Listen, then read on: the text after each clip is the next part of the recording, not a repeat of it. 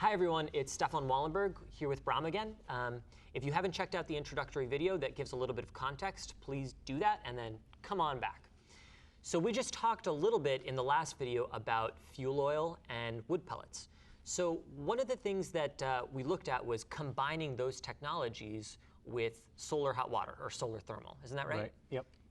Solar hot water is a technology that is supplemental to other technologies. It's not going to deliver all of your heating needs or all of your domestic hot water needs, but it's a great addition to basically any of the other technologies. So fuel oil and biomass are great candidates, especially in Europe. Actually, you see a lot of combinations of biomass pellets with solar hot water.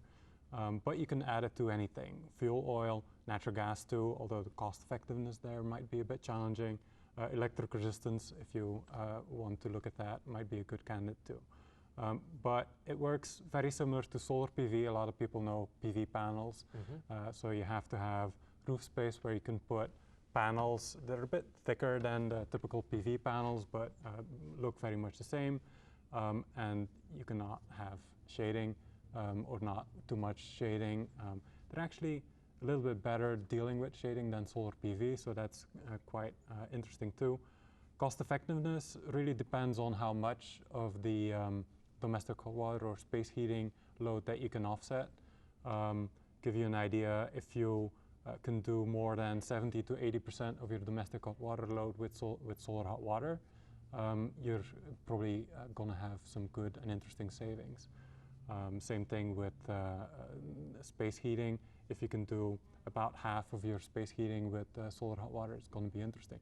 So the thing to do is look at your roof, see if you have a good roof for solar, and then have somebody figure out for you how much of your heating or hot water load you can conserve with it.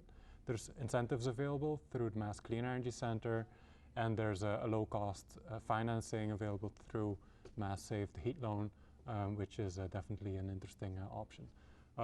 It's expensive to install, which is why it's interesting to know about low-cost financing and rebates. Yeah. You're looking at about 20 to 30,000, depending on if you want to do space heating. That's what you're looking at for hot water, order of magnitude about $10,000 to $15,000. But it's free energy. Once it's on your roof, it's heating your hot water for free. Right.